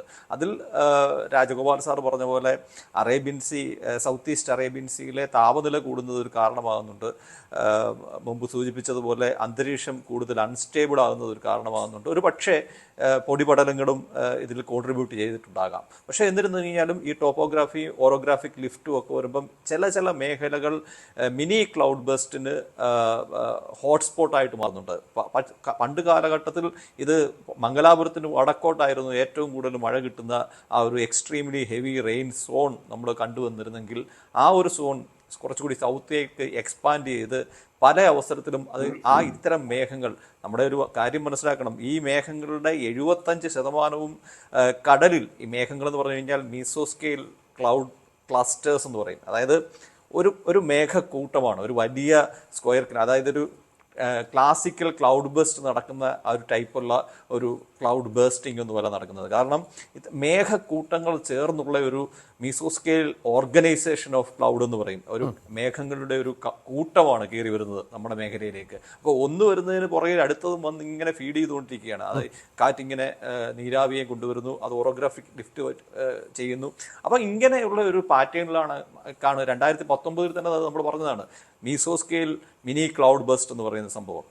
നമ്മുടെ റീജിയനെ സംബന്ധിച്ച് ഇപ്പോൾ ഉത്തരാഖണ്ഡിൽ കഴിഞ്ഞ ആഴ്ച ഉണ്ടായി. അത് ഒരു ക്ലാസിക്കൽ ക്ലൗഡ് ബസ്റ്റ് ആണ്. അവിടെയൊക്കെ ഇത്രയും വലിയ ഇമ്പാക്റ്റ് ഉണ്ടാകണമെങ്കിൽ 1 മണിക്കൂറിൽ 10 സെന്റിമീറ്റർ മഴ തന്നെ പെയ്യണം. അതോടൊപ്പം തന്നെ അവിടുത്തെ ടോപ്പോഗ്രഫിയും അവിടുത്തെ ജിയോളജിയും വളരെ വ്യത്യസ്തമാണ്. അവിടെ ആക്റ്റീവ് മൗണ്ടറാണ്, ഇതൊരു ടോർമന്റ് മൗണ്ടറാണ്. അപ്പോൾ ഇവിടെ നമുക്ക് 1 മണിക്കൂർ 10 സെന്റിമീറ്റർ കിട്ടിയില്ലെങ്കിലും 2 മണിക്കൂർ ചേർന്ന് നിന്ന് 5 സെന്റിമീറ്റർ അല്ലെങ്കിൽ 10 സെന്റിമീറ്ററിന് മുകളിൽ മഴ കിട്ടുന്ന അവസരം പോലും നമുക്ക് വില്ലനായിട്ട് വരുന്നു. കാരണം ഒരു ക്ലൗഡ് ബസ്റ്റ് ഉണ്ടാക്കുന്ന അതേ ഇമ്പാക്ട്, അതേ ഡാമേജ് തന്നെ ഇത്തരം മിനി ക്ലൗഡ് ബസ്റ്റ് ശരി അഭിലാഷ്, നന്ദി അഭിലാഷ്. നമുക്ക് മേജർ ജനറൽ ശ്രീ ഇന്ദ്രബാലൻ കൂടി നമ്മോടൊപ്പം ടെലിഫോൺ ലൈനുണ്ട്. ശ്രീ സാർ, ഇവിടെ രക്ഷാപ്രവർത്തനം അത് ഏതാണ്ട് അവസാന ഘട്ടത്തിലാണ് എന്ന് മനസ്സിലാകുന്നു. എന്തൊക്കെയാണ് ഇന്ന് സ്വീകരിച്ച നടപടികൾ, ഇനി എന്തൊക്കെയാണ് ബാക്കിയുള്ളത്? ഞാൻ സംസാരിക്കാൻ പോകുന്നത് നമ്മുടെ ഡൈബോർഡ്സിന്റെ എഫേർട്ടിനെ പറ്റിയിട്ടാണ്. അപ്പോൾ ഇന്ന് നമ്മുടെ ഡൈബോർഡ്സിനോട് ഫൈനലി ഓപ്പറേഷനലൈസ് ചെയ്തിട്ടുണ്ട്. 2 ആക്ടിവിറ്റി നമ്മളിവിടെ ചെയ്തു. ഒന്നാണ് ഈ നമ്മുടെ high power drone with high quality video drone ഉപയോഗിച്ചിട്ട് ഒരു ഡ്രോണിനെ നമ്മൾ we sent it to the crown of this landslide. ആ ക്രൗണിന്റെ തൊട്ടടുത്തുനിന്ന് ഒരു ക്ലോസപ്പ് ആയിട്ട് full video coverage from the crown up to ഈ ബേലി ബ്രിഡ്ജ് ഏരിയ വരെ എടുത്തിട്ടുണ്ട്. അതെന്തിനാ പറഞ്ഞാൽ നമുക്ക് ഫ്യൂച്ചർ യൂസിന് ഈ ഹൈ ക്വാളിറ്റി വീഡിയോ വെച്ചിട്ട് നമുക്ക് ഫ്യൂച്ചർ സിമുലേഷൻ സ്റ്റഡീസ് ചെയ്യാൻ പറ്റും, ഫ്യൂച്ചർ പ്രൊഡിക്ഷൻ സ്റ്റഡീസ് ചെയ്യാൻ പറ്റും. അത് മാത്രമല്ല ഇപ്പോൾ നമുക്ക് സബ്സിക്വന്റ്ലി നമുക്ക് ഈ ഫുൾ ബോഡീസ് എങ്ങോട്ടാ പോയി കാണും അതിനെ ഒരു സിമുലേഷൻ ചെയ്തിട്ട് ഒരു റിസൾട്ട് കിട്ടണമെങ്കിൽ ഇതിന്റെ ആവശ്യം വരും. So that it can be super impose along with satellite imagery and other information and create some sort of a simulation picture, but that is for larger purpose. അതല്ലാതെ നമ്മുടെ ഡൈബോർഡ്സിന്റെ ഡിറ്റക്ഷൻ ഡ്രോൺ ഉപയോഗിച്ചിട്ട് ഈ Bailey ബ്രിഡ്ജിന്റെ down stream an area of almost 200 meter by 200 meter area നമ്മൾ ഡൈബോർഡ്സിനെ നല്ലോണം search ചെയ്തിട്ടുണ്ട്. ആ സെർച്ചിൽ we got about 20 odd contact points, different types of contact points. ആ എല്ലാം കോൺടാക്ട് പോയിന്റ് ബോഡി ആണെന്നില്ല. That was the main aim. അപ്പോൾ ഈ കോൺടാക്ട് പോയിന്റ്സ് നമ്മൾ റൂൾ ഔട്ട് ചെയ്യാൻ തുടങ്ങിയിട്ടുണ്ട്.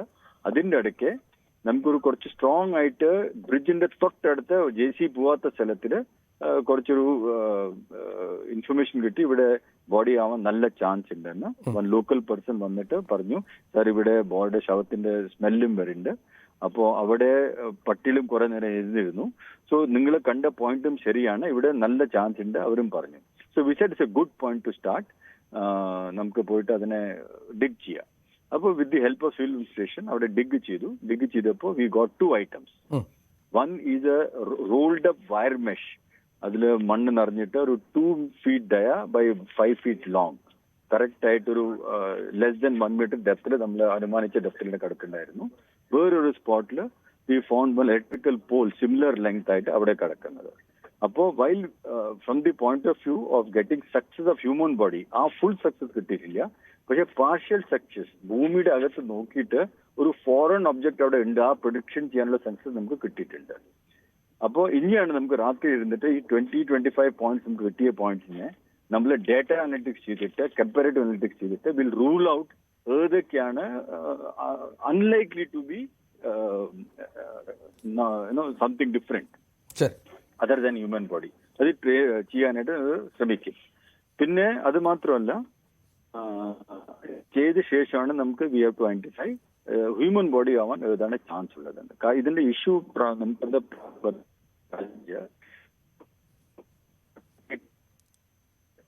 Okay, thank you very much sir. ഏതായാലും അവിടെ തിരച്ചിൽ പുരോഗമിക്കുന്നെന്നാണ് അദ്ദേഹം വ്യക്തമാക്കുന്നത്. പ്രൊഫസർ ശ്രീകേഷ്, നമ്മൾ ചർച്ച ചെയ്ത് വന്ന ആ വിഷയത്തിലേക്ക് തന്നെ തിരികെ വന്നാൽ, നമ്മൾ നേരത്തെ പറഞ്ഞതുപോലെ ഈ പ്രകൃതിയുടെ ദുരന്തങ്ങൾ അത് സംഭവിച്ചുകൊണ്ടിരിക്കും. കാലാവസ്ഥാ മാറ്റത്തിനനുസരിച്ച് തന്നെ അതിൽ വലിയ മാറ്റങ്ങൾ ഉണ്ടാകും. അതുമാത്രമല്ല, മനുഷ്യൻ്റെ ഇടപെടൽ, ഈ വകതിരിവില്ലാത്ത പല പ്രവർത്തികളും. ഇപ്പോൾ മന്ത്രി ഗണേഷ് കുമാർ തന്നെ പറഞ്ഞു വച്ചിരിക്കുന്ന പ്രധാനപ്പെട്ട കാര്യം ഈ ക്വാറികളുമായി ബന്ധപ്പെട്ടാണ്. പശ്ചിമഘട്ടത്തിൽ ഈ പ്രദേശത്തിന് ചുറ്റും പ്രവർത്തിക്കുന്ന ക്വാറികൾ, അത് ഉണ്ടാക്കാവുന്ന ആഘാതങ്ങളെക്കുറിച്ച് സംസ്ഥാനത്തെ ഒരു മന്ത്രി തന്നെ തുറന്നു പറയുന്ന പശ്ചാത്തലമുണ്ട്. ഈ ക്വാറികളുമായൊക്കെ ബന്ധപ്പെട്ട് വമ്പന്മാരടക്കം അതിൻ്റെ പിന്നിലുണ്ട് എന്ന കാര്യം പരസ്യമായ രഹസ്യമാണ് താനും.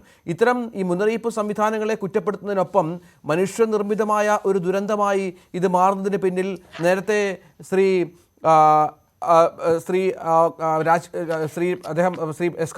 രാജഗോപാൽ കമ്മത്ത് പറഞ്ഞതുപോലെ ഒരുപാട് കാര്യങ്ങൾ ബാക്കി നിൽക്കുന്നുണ്ട്. പ്രധാനപ്പെട്ട കാര്യം, ഇത്തരത്തിൽ ദുരന്തങ്ങൾ ആവർത്തിച്ചിട്ടും നമ്മൾ കഴിഞ്ഞ 10 വർഷമായി ഒരുപാട് കാര്യങ്ങൾ ഫേസ് ചെയ്തിട്ട് പോലും അതിനെ അതിൻ്റേതായ തീവ്രതയോടെ ജാഗ്രതയോടെ സമീപിക്കാത്തതിൻ്റെ പ്രശ്നം ഈ മേഖലകളിലുണ്ട് എന്നുള്ളത് പ്രധാനപ്പെട്ട കാര്യമല്ലേ?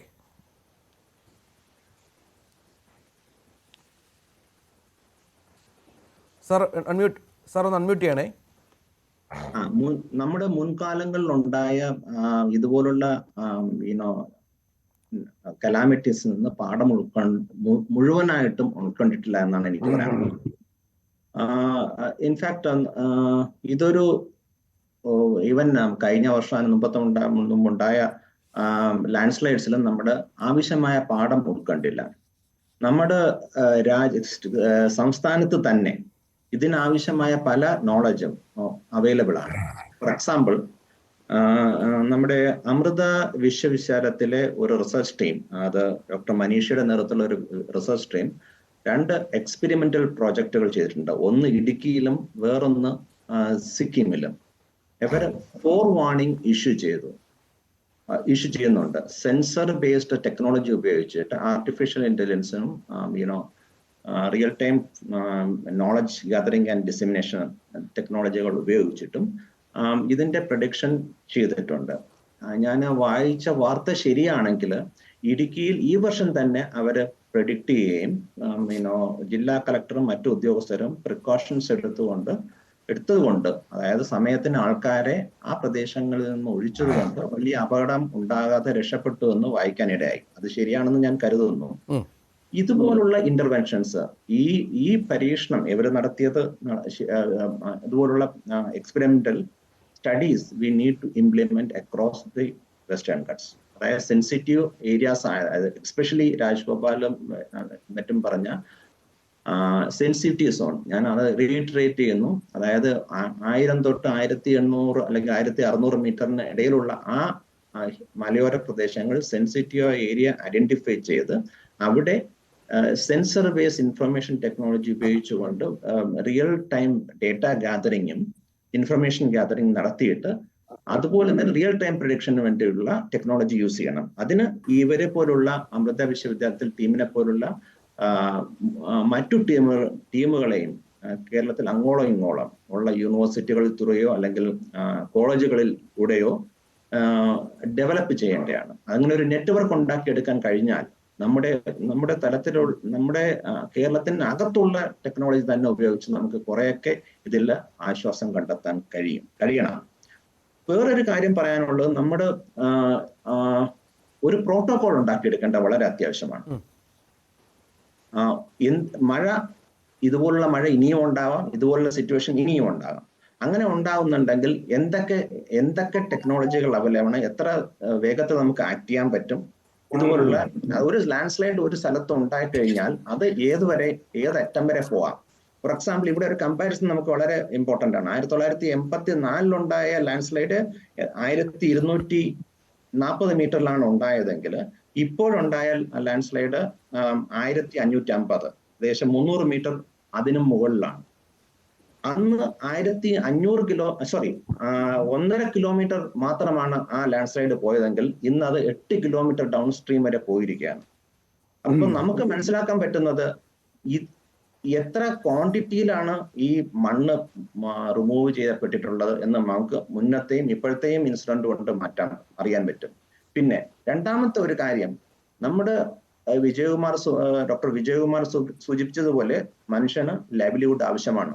അതായത് ജീവനോപാധികൾ അല്ലെങ്കിൽ എക്കണോമിക് ആക്ടിവിറ്റീസ് ആവശ്യമാണ്. പക്ഷെ അത് എവിടെ ചെയ്യണമെന്നുള്ളതിന്, അല്ലെങ്കിൽ ഏത് ഭാഗത്ത്, ഒരു മലയോരത്ത് പോയാൽ പോലും അത് ഏതൊക്കെ ഭാഗത്ത് ചെയ്യാം, ഏതൊക്കെ ഭാഗത്ത് ചെയ്തുകൂടാ എന്ന് നമ്മൾ മനസ്സിലാക്കിയിരിക്കണം. അതിന് വേണ്ടുന്നുള്ള ഒരു ഇൻഫർമേഷൻ അല്ലെങ്കിൽ വിജ്ഞാനം ജനങ്ങൾക്ക് പകർന്നു കൊടുക്കുകയും ചെയ്യണം. നമ്മുടെ 1984 ഇങ്ങനെ ഒരു ഇൻസിഡന്റ് ഉണ്ടാകുമ്പോഴും ഇതുപോലെ മാസ് മീഡിയ പ്രസൻസ് ഉണ്ടായിരുന്നില്ല. ഇന്ന് മാസ് മീഡിയ പ്രസൻസ് ഉള്ളത് കൊണ്ട് മാത്രമാണ് നമ്മുടെ ഇതിനെക്കുറിച്ച് ഇത്രയധികം ചർച്ച ചെയ്യുന്നതും ഇതുപോലെ വ്യാപകമായി അവയർനെസ് ക്രിയേറ്റ് ചെയ്യാനും കഴിഞ്ഞത്. ഇതേപോലെ തന്നെ ഇതുപോലുള്ള ഞാൻ പറഞ്ഞതുപോലുള്ള വിജ്ഞാനങ്ങൾ ജനങ്ങളിലേക്ക് എത്തിക്കാൻ മാസ് മീഡിയ വളരെ മുൻകൈ എടുത്ത് ശാസ്ത്രജ്ഞന്മാരെയും മറ്റുള്ളവരെയും ഈ മീഡിയകൾ കൂടെ ജനങ്ങളെ ഒരു അവയർനെസ് ക്രിയേറ്റ് ചെയ്യേണ്ടത് അത്യാവശ്യമാണ്.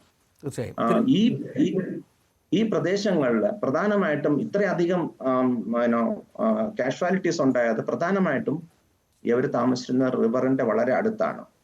അപ്പം റിവർ എക്കോളജിക്കൽ സോൺ എന്നുള്ളത് ഐഡന്റിഫൈ ചെയ്യുകയും അതിൽ എത്ര മീറ്റർ മാറി താമസിക്കണം എന്ന് അവരെ ഉപദേശിക്കുകയും ചെയ്യേണ്ടത് നമ്മുടെ അഡ്മിനിസ്ട്രേഷന്റെയോ അല്ലെങ്കിൽ പൊളിറ്റിക്കൽ ലീഡർഷിപ്പിന്റെയോ ചുമതലയാണ്.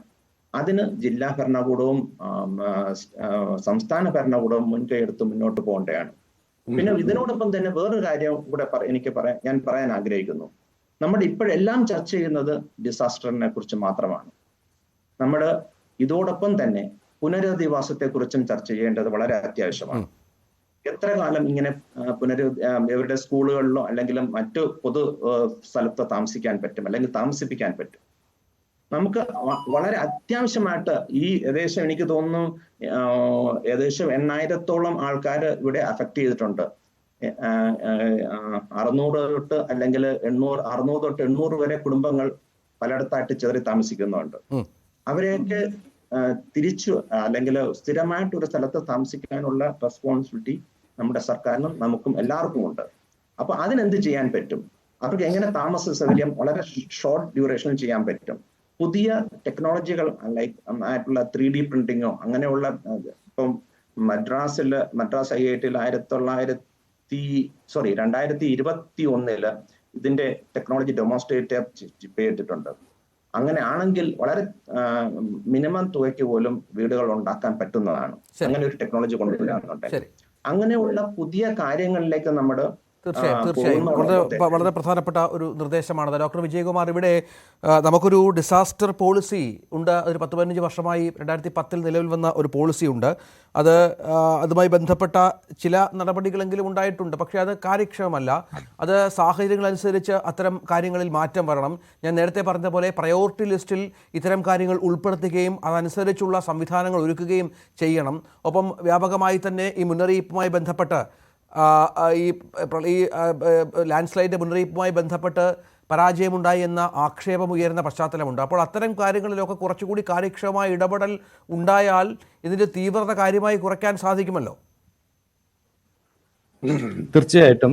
ഇപ്പം നമ്മൾ സംസാരിച്ചുകൊണ്ടിരിക്കുന്നതിൽ ഒരു പ്രശ്നം എന്താ വെച്ചാൽ നമ്മളുടെ ഇപ്പോൾ എനിക്ക് തൊട്ട് മുമ്പ് സംസാരിച്ച സാർ പറഞ്ഞു നമുക്ക് സെൻസർ ബേസ്ഡ് ആയിട്ടുള്ള സൊല്യൂഷൻസ് ഇപ്പോൾ അവൈലബിൾ ആണ്. ചുരുങ്ങിയ പക്ഷം ഇടുക്കിയിലും സിക്കിമിലും പരീക്ഷണാടിസ്ഥാനത്തിൽ അത്തരത്തിലുള്ള സെൻസറുകൾ ഘടിപ്പിച്ച് ഈ ഉരുൾപൊട്ടലുണ്ടാവാൻ തൊട്ട് മുമ്പ് അതിന് അലർട്ട് കൊടുക്കാൻ, അതായത് ഭൂമിയിൽ ചെറിയ ചലനങ്ങൾ ഉണ്ടാകുമ്പോൾ അപ്പോൾ തന്നെ ആർട്ടിഫിഷ്യൽ അല്ലെങ്കിൽ സോയിൽ മോയ്സ്ചർ കണ്ടന്റ് അല്ലെങ്കിൽ ഒരുപാട് സെൻസറുകൾ, ഞാനും ആ വാർത്ത വായിച്ചു, ഞാൻ വായിച്ചു ശരിയാണെങ്കിൽ ഒരുപാട് സെൻസറുകളുടെ ഒരു കോമ്പിനേഷനിൽ നിന്ന് ആർട്ടിഫിഷ്യൽ ഇന്റലിജൻസ് ഉപയോഗിച്ച് ഈ പറഞ്ഞ സസെപ്റ്റിബിലിറ്റി ഏരിയ എപ്പോഴാണ് ഇതിനകത്തൊരു ടൈം അതിന് അലർട്ട് കൊടുക്കാൻ പറ്റുന്ന ഒരു സാഹചര്യം. ഇപ്പൊ നമുക്ക് ഇന്ത്യൻ മീറ്ററോളജിക്കൽ ഡിപ്പാർട്ട്മെന്റിന് അതുപോലെ ഒരു സംവിധാനത്തിന് നമുക്ക് ഈ ലൈറ്റ്നിങ് അലർട്ട് കൊടുക്കാനുള്ള ഒരു സംവിധാനം അവർ വികസിപ്പിച്ചിട്ടുണ്ട്. ഒരു കാര്യം നമ്മൾ മനസ്സിലാക്കേണ്ടത്, ഇത്തരം ഇതിനകത്ത് വലിയ പരീക്ഷണാടിസ്ഥാനത്തിൽ അങ്ങനെ നടക്കുന്ന സംഭവങ്ങൾ സക്സസ് ആണെങ്കിൽ വളരെ സന്തോഷം, വളരെ നല്ലത്. പക്ഷെ എന്തായാലും ഒരു കോസ്റ്റ്ലി ആയിട്ടുള്ള ടെക്നോളജിയാണ്. നമുക്ക് കേരളം അല്ലെങ്കിൽ പശ്ചിമഘട്ടം മുഴുവൻ അത് വ്യാപിക്കുക എന്ന് പറയുന്നതിന് എത്രമാത്രം പ്രായോഗികത ഉണ്ടാവും എന്നുള്ളത് വലിയ ബുദ്ധിമുട്ടുള്ള ഒരു ചോദ്യമാണ്.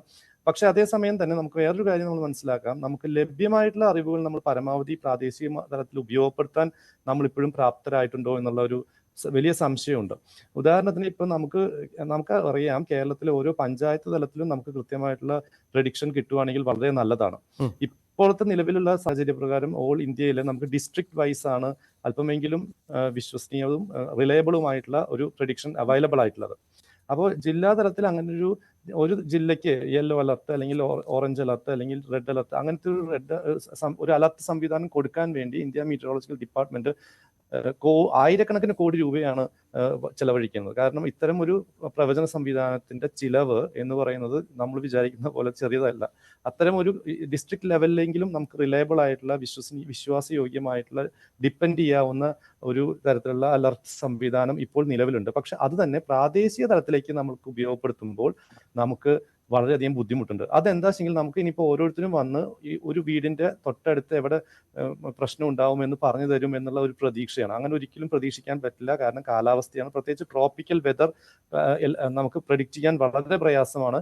ഒരു വലിയ റീജിയണിലേക്ക് കേരളത്തിന് മൊത്തമായിട്ട് കൊടുത്തിരുന്ന ഒരു അലർട്ട് സംവിധാനം ഒരു 10 വർഷം മുമ്പ് എന്ന് വിചാരിക്കാമെങ്കിൽ ഇപ്പൊ നിലവിൽ നമുക്ക് ഓരോ ജില്ല കേന്ദ്രീകരിച്ചും നമുക്ക് കാലാവസ്ഥ മുന്നറിയിപ്പ് ലഭ്യമാണ്. പക്ഷേ ആ ജില്ലയിലേക്കുള്ള അറിവ് കിട്ടിക്കഴിഞ്ഞാൽ ആ ജില്ലയിൽ തന്നെ പല തരത്തിലുള്ള അപകട സാധ്യതകളുള്ള പ്രദേശങ്ങളുണ്ട്.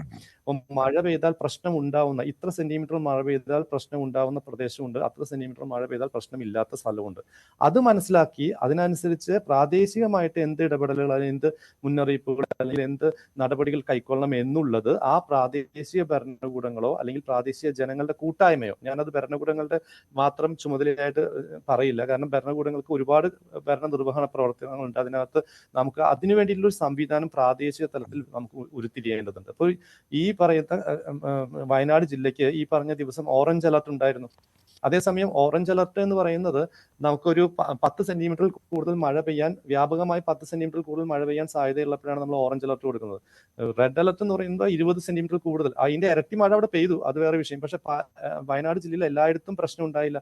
അപ്പൊ ഉണ്ടാവുന്ന സ്ഥലത്ത് ആ പ്രദേശത്ത് പ്രശ്നം ഉണ്ടാവാൻ ഒരു കാരണം അതിന്റെയും തലേ ദിവസവും പെയ്ത ശക്തമായ മഴയും അതിനും 2 ആഴ്ച മുമ്പ് മുതൽ ആ മുണ്ടകൈ പ്രദേശത്ത് പെയ്ത് നിറഞ്ഞിരുന്ന ആ മണ്ണ് കുതിർന്നു പോയിരുന്ന ഒരു അവസ്ഥയുമായിരുന്നു. അപ്പൊ ജില്ലയിൽ മൊത്തം ആ അവസ്ഥ ആയിക്കൊള്ളണമെന്നില്ല. പക്ഷെ ജില്ലയ്ക്ക് വേണ്ടി നമ്മളൊരു ഓറഞ്ച് അലർട്ട് കൊടുക്കുമ്പോൾ ആ ജില്ലയിൽ തന്നെ ചില പ്രദേശത്ത് അത് റെഡ് അലർട്ടിന് സമാനമായ സാഹചര്യം സൃഷ്ടിക്കും.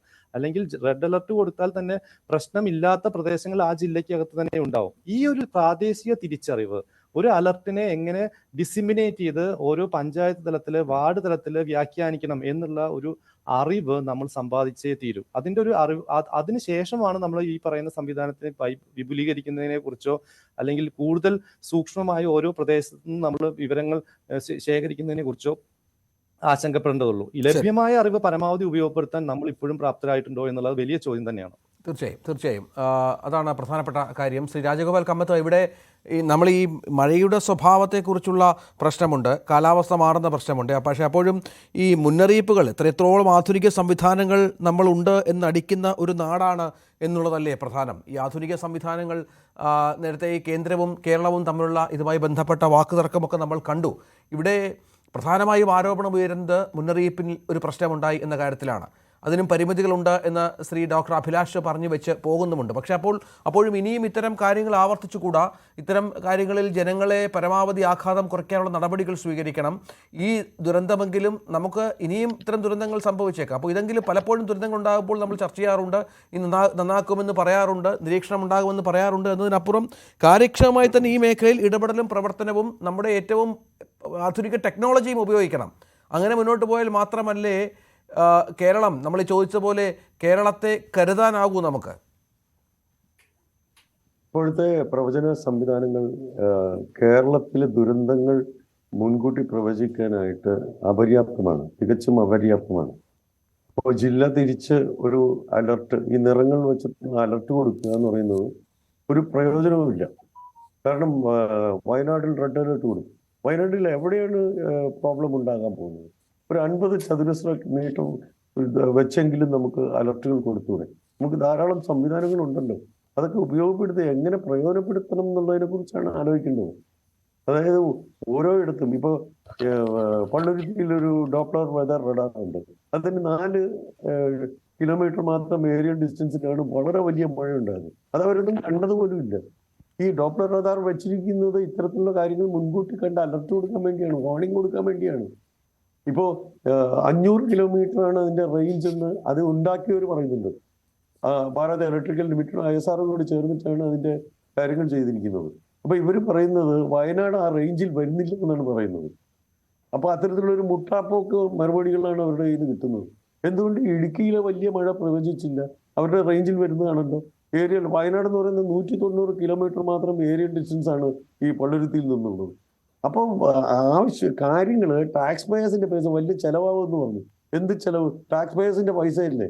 നമ്മളല്ല പൈസ കൊടുക്കുന്നത് ഇതിനു വേണ്ടി. വി ആർ പേയിങ് മണി. നമ്മുടെ ഒരു കൈ കൊണ്ട് തന്നിട്ട് മറ്റൊരു കൈ കൊണ്ട് ടാക്സ് ആയിട്ട് പിരിച്ചുകൊണ്ടിരിക്കുകയാണ്. അതാണ് ഇതിനായിട്ട് ഉപയോഗിച്ചുകൊണ്ടിരിക്കുന്നത്.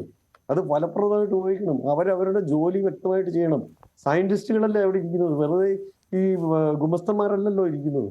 സയന്റിസ്റ്റുകൾ 24 മണിക്കൂർ നിരീക്ഷിക്കണം. രാത്രിയാണ് അവിടെ ഈ സംഭവം ഉണ്ടായത്. സെൻസിറ്റീവ് ആയിട്ടുള്ള സ്ഥലത്ത്, എക്കോളജിക്കലി സെൻസിറ്റീവ് ആയിട്ടുള്ള കേരളം പോലുള്ള പശ്ചിമഘട്ട പ്രദേശങ്ങളിൽ 24 മണിക്കൂറും നിരീക്ഷണം വേണം. സെൻസിറ്റീവ് ആയിട്ടുള്ള സ്ഥലങ്ങളിൽ കൂടുതൽ മഴ പെയ്യാൻ സാധ്യതയുണ്ടെങ്കിൽ അവിടെ അലർട്ടുകൾ കൊടുക്കണം, പത്രസമ്മേളനം നടത്തണം. നിങ്ങൾ ജസ്റ്റ് ഒരു സ്റ്റേറ്റ്മെന്റ് നടത്തിയിട്ട് പോവുകയല്ല. ഈ കട്ട് ആൻഡ് പേസ്റ്റ് ഫോർകാസ്റ്റുകളാണ് വന്നുകൊണ്ടിരിക്കുന്നത്. ഇതുകൊണ്ട് യാതൊരു പ്രയോജനവും ഇല്ല. നമുക്ക് നാണക്കേടാണ്. കാരണം മറ്റ് ഏജൻസികളുടെ അലർട്ടുകളും അവരുടെ ഫോർകാസ്റ്റുകളും കണ്ടു കഴിഞ്ഞാൽ ഇത് ഇസ് പ്രിമിറ്റീവാണ് ഇവരുടെ ഈ ഇത്തരത്തിലുള്ള ഈ അലർട്ടുകളും ഇത്തരത്തിലുള്ള സ്റ്റേറ്റ്മെന്റുകളും ഒക്കെ. It is very primitive. അവരുടെ വെബ്സൈറ്റ് നോക്കിക്കോളൂ. ഏതൊരു കുട്ടിക്കും ഡിസൈൻ ചെയ്യാവുന്ന തരത്തിലുള്ള യാതൊരു വിധത്തിലുള്ള ക്വാളിറ്റി ഇല്ലാത്ത വെബ്സൈറ്റാണ് അവരുടെ. അതാണ് അവരുടെ അലക്ഷ്യമായിട്ടുള്ള ഡീലിങ്. അതുകൊണ്ടാണ് ഈ കേരളം അനുഭവിക്കുന്നത്. നേരത്തെ ഇത്തരത്തിലുള്ള എന്തെങ്കിലും ഒരു പ്രശ്നം അവിടെ ഉണ്ടെന്നുണ്ടെങ്കിൽ നേരത്തെ അലർട്ട് തന്നിരുന്നെങ്കിൽ ബഹളമുണ്ടാക്കിയ ആളുകളെ ഒഴിപ്പിക്കാമായിരുന്നു നോക്കുന്നത്. ശരി, നമ്മൾ ഇത്തരത്തിലുള്ള വലിയ സംഭവം ഉണ്ടാകാൻ പോകുന്നു എന്ന് പറഞ്ഞിട്ട്. അതുപോലെ ഇത് തുടക്കം മാത്രമാണ്. കേരളത്തിൽ മൊത്തം ഇതുപോലെ ഉണ്ടാകാൻ പോവുകയാണ്. തീർച്ചയായും അതാണ് പ്രധാനപ്പെട്ട സാഹചര്യം. നന്ദി ഡോക്ടർ വിജയകുമാർ, ഒപ്പം Shri doctor Rajagopal Kamath, professor S Sreekesh, doctor Abhilash എന്നിവർ ചർച്ചയുടെ ഭാഗമായതിന്. ഈ ദുരന്തം നടന്ന് 6ാം ദിവസമെങ്കിലും നമ്മൾ ഈ ചർച്ച ആരംഭിക്കണം. ഈ ചർച്ച ആരംഭിക്കുക മാത്രമല്ല, അത് തുടരുകയും വേണം. ഈ പറഞ്ഞതുപോലെ നമുക്ക് ഒരുപാട് ആധുനിക സംവിധാനങ്ങളും സാങ്കേതിക വിദ്യയുമൊക്കെ ഉണ്ടായിട്ടും ഇത്തരം ദുരന്തങ്ങളിൽ നിന്ന് മനുഷ്യനെ, കേരളീയരെ രക്ഷിക്കാനുള്ള എല്ലാ ശ്രമങ്ങളും ഇനിയെങ്കിലും ഉണ്ടാകേണ്ടതുണ്ട്. അത് എത്രത്തോളം ബലം പ്രയോഗിക്കേണ്ടി വന്നാലും, എത്ര സമ്മർദ്ദങ്ങൾക്ക് വഴങ്ങാതിരിക്കേണ്ടി വന്നാലും, ഇനിയും ഇത്തരം പ്രകൃതി ദുരന്തങ്ങളുടെ ആഘാതം കുറയ്ക്കാനുള്ള നടപടികൾ ഉണ്ടാകേണ്ട സാഹചര്യം അത് ഒരുപാട് വൈകി എന്നുള്ളതാണ് ഇത്തരം കാര്യങ്ങൾ സൂചിപ്പിക്കുന്നത്. പ്രൈം ഡിബേറ്റ് പൂർണ്ണമാകുന്നു. നാളെ മറ്റൊരു വിഷയവുമായി എത്താം. നമസ്കാരം.